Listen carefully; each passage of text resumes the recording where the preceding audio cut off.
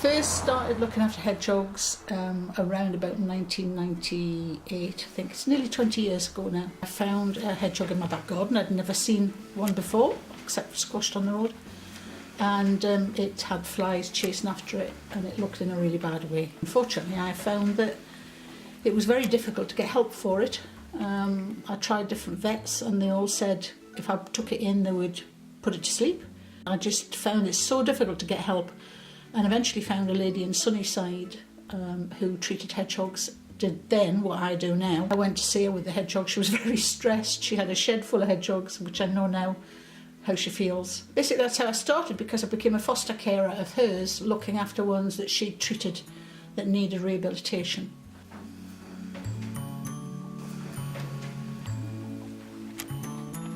You just stayed like that. So, see, I'm just the dangers of doing things like that. Stuck the needle myself.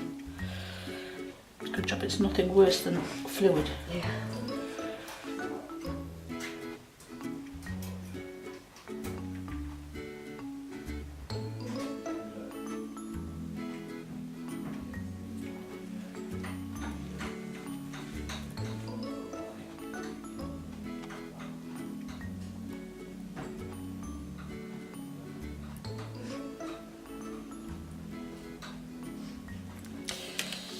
There you go, little one.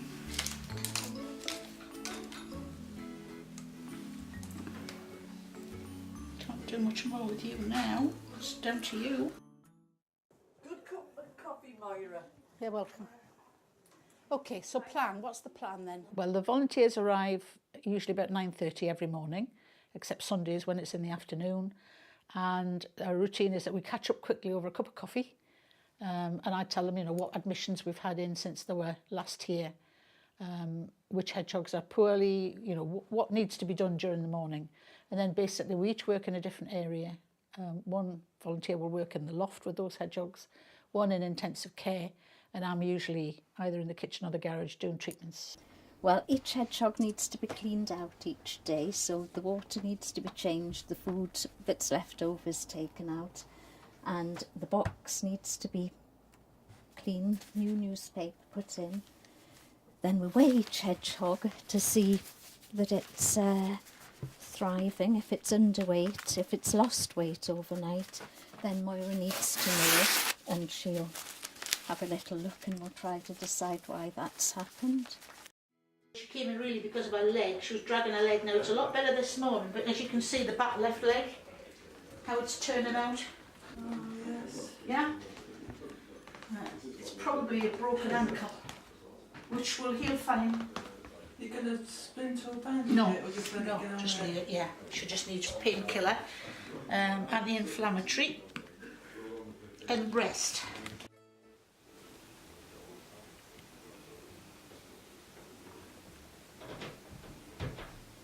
You can see why we have to be careful with our hygiene, because you can't see them, and they're lungworm, and humans can die of lungworm. So if the volunteers touch water bowls that have got those on and then lick their fingers or whatever, so I always frighten them right in the beginning.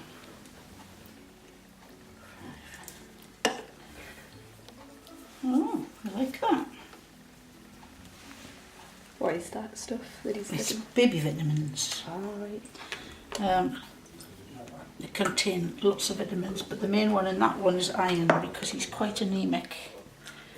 You want some of this stuff? Heavens above. He's been licking this, Alex. These are new ones I got. Yeah. Well tastes baby nice. multivitamin drops. The reason I got them is because they're full of iron. We've got one or two that are anemic. Yes. And he's been licking the top. So he clearly wanted to taste something nice. Thank you. And I'm not cuddling you. This is because he wants a cuddle. Oh. Seriously, that's what that is. How many do you currently have? We're actually low compared to most years, but that's probably because I've been in and had some surgery. So I had to close for a little while, but we've got 9 in intensive care this morning. We've got 6 in the loft, that's 15. 1 in the shed, 16. 5 in Tinkertown is 21. They're rehabilitating ones, and 2 outside in a pen. I don't know what I got to, 23 I think, or thereabouts. 23. But I think this time last year we had around about 50. This is Tinkertown, and it's named after a very famous hedgehog that we had called Tinker, that was very badly injured and lived here for a few years. She was disabled, so we couldn't actually release her, unfortunately. But she lived here happily and had lots of babies with us. So yeah, Tinkertown, we use it actually as either a garden for disabled hedgehogs or as a rehabilitation area. How can people help with like donations and food? Oh, people can always help with donations. I mean, we are totally voluntary. We don't get any funding from anywhere. So we're dependent on a number of things. We're dependent on our fundraising event, which we just had last Saturday. That helps, but that money will only last perhaps 6 months. It depends again how many hedgehogs we have in. We have probably about 15 people who give monthly by direct debit or standing order, and they're invaluable to us as well, because that keeps us going. Really generous people who've done this for years. Usually they've brought a hedgehog in many years ago and realised that we need funds. I could create mayhem by running down the other. We do apply for grants every now and then. We've been successful. Our shed was bought by the Sainsbury Trust. That's not Sainsbury's the shop, it's a lady called Jean Sainsbury. They bought the shed last year. Our incubator was born by the Born Free Foundation.